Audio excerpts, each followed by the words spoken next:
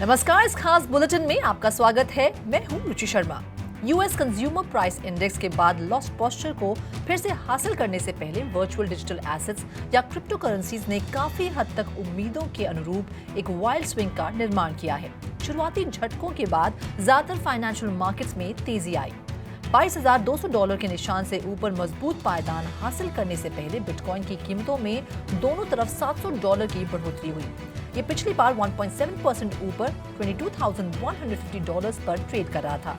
Ether market value में दूसरी सबसे बड़ी क्रिप्टो करेंसी सोमवार से लगभग 5% बढ़ी ताकि हाल के दिनों में $1,550 से ऊपर ट्रेड कर सके।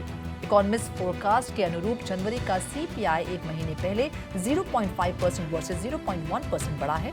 पिछले 24 घंटों में क्रिप्टो मार्केट कैप में 2.29% की वृद्धि हुई है और अब ये $1.03 ट्रिलियन है। इसी समय में टोटल क्रिप्टो मार्केट वॉल्यूम 2.81% घटकर $57.56 बिलियन हो गई है। डीफाई का इस वॉल्यूम में 9.3% हिस्सा है, जबकि स्टेबल कॉइन्स 95.23% है। बिटकॉइन का डोमिनेंस 0.17% गिरकर 41.63% पर आ गया है।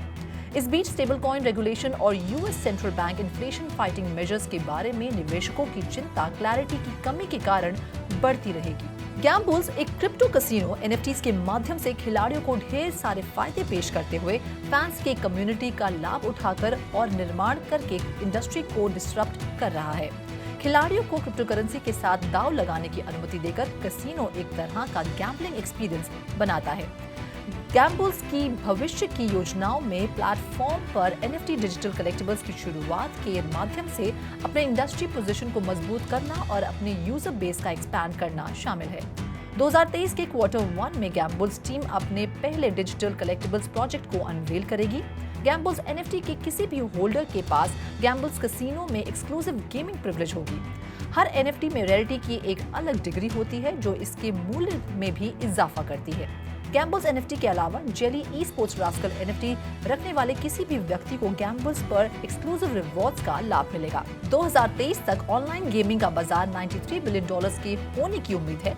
नतीजतन एक कम्पिटिटिव मार्केट में इस जगह में एक छोटा सा मार्केट शेयर भी लाभदायक है। Los Angeles county museum of art अपने कलेक्शन में एनएफटी आर्टवर्क को जोड़ने वाला सबसे हालिया प्रमुख आर्ट म्यूजियम है, जिसने आज घोषणा की है कि उसने प्रोमिनेंट कलेक्टर्स से डोनेशंस के माध्यम से कई नोटेबल और वैल्यूएबल एनएफटी पीसेस प्राप्त किए हैं। गुमनाम कुजोमा जी बीडीसी एक प्रसिद्ध क्रिप्टो ट्विटर पर्सनालिटी है, जिसने LACMA को 22 टोकनाइज्ड डिजिटल आर्टवर्क पीसेस दान किए। कलेक्शन में CryptoPunks NFT #3831 शामिल है, जिसे आखिरी बार 2021 में ETH में $2.1 बिलियन में बेचा गया था। इसमें आर्ट ब्लॉक से NFTs भी शामिल हैं, जो एक लोकप्रिय प्लेटफॉर्म है जो ब्लॉकचेन नेटवर्क पर चल रहे एल्गोरिथम्स द्वारा बनाई गई आर्टवर्क को डिस्प्ले करता है।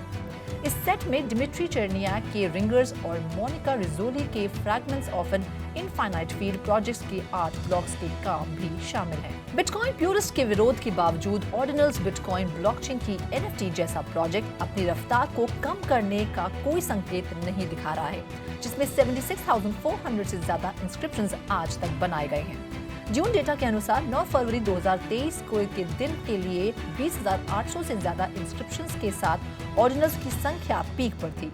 ऑर्डिनल्स, जिसे पिछले महीने लॉन्च किया गया था, एनएफटीज को बिटकॉइन इकोसिस्टम में इंटीग्रेट करने का लक्ष्य रखने वाले लेटेस्ट प्रोजेक्ट्स हैं।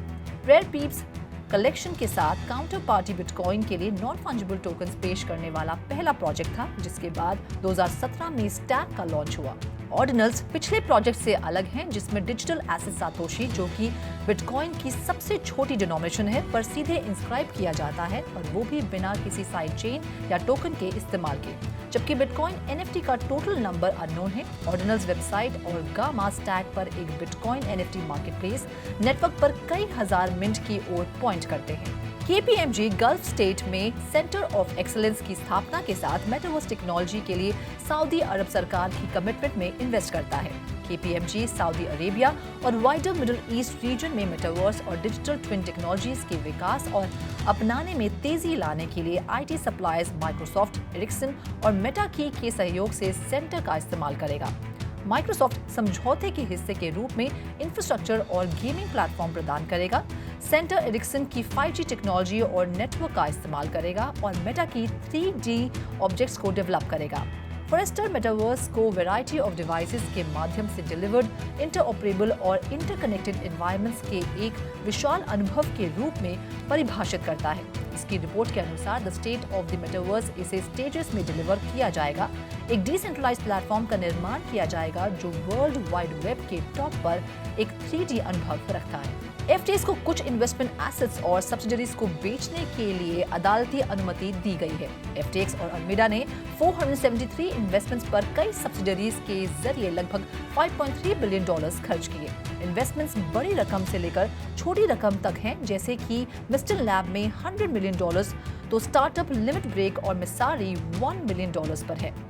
13 फरवरी को डेलावेयर डिस्ट्रिक्ट के लिए यूनाइटेड स्टेट्स बैंक्रप्सी कोर्ट ने FTX के टोटल एसेट बेस की तुलना में अपेक्षाकृत न्यूनतम मूल्य के साथ कुछ एसेट्स को सेल या ट्रांसफर को अधिकृत करते हुए प्रस्ताव को मंजूरी दे दी।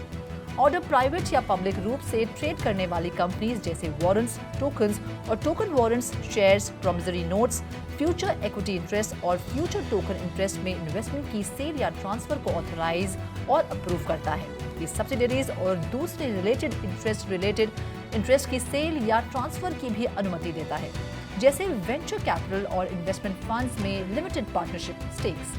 कैथी वुड का आर्क इन्वेस्टमेंट करंटली कॉइनबेस में रुचि रखता है, जिसने 13 फरवरी को फिर से अनुमानित $6.7 मिलियन खरीदे हैं। सबसे हालिया ट्रेड फाइलिंग के अनुसार आर्क ने अपने आर्क इनोवेशन ETF में 102,281 कॉइनबेस शेयर्स और आर्क नेक्स्ट जनरेशन इंटरनेट में 16,414 शेयर्स जोड़े हैं। क्रिप्टो एक्सचेंज का स्टॉक सोमवार को 1.2% गिरकर $56.4 हो गया। क्लोजिंग प्राइस के आधार पर आर्क की सबसे रीसेंट परचेज कॉस्ट लगभग $6.7 मिलियन है।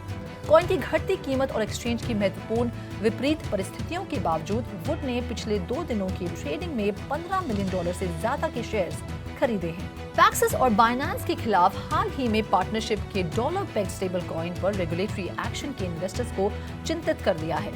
13 फरवरी को SEC और New York department of financial services की कार्रवाई के बाद आज सुबह रिकवर होने से पहले बाइनेंस का नेटिव टोकन BNB 5% से अधिक गिर गया।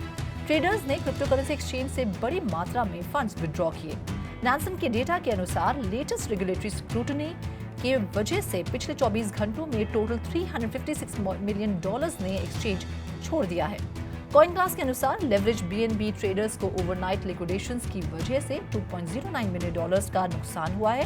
BNB अभी भी मार्केट कैपिटलाइजेशन द्वारा टॉप 5 सबसे बड़ी क्रिप्टो करेंसी में से एक है, जिसकी टोटल वैल्यू $45 बिलियन से ज्यादा है। साउथ कोरियन सिक्योरिटीज फर्म्स और टोकन इशुअर्स के पास अब कुछ स्पष्टता है कि सोमवार को पब्लिश किए गए नए गाइडेंस के तहत सिक्योरिटी टोकन्स कैसे डिफाइन किए जाते हैं।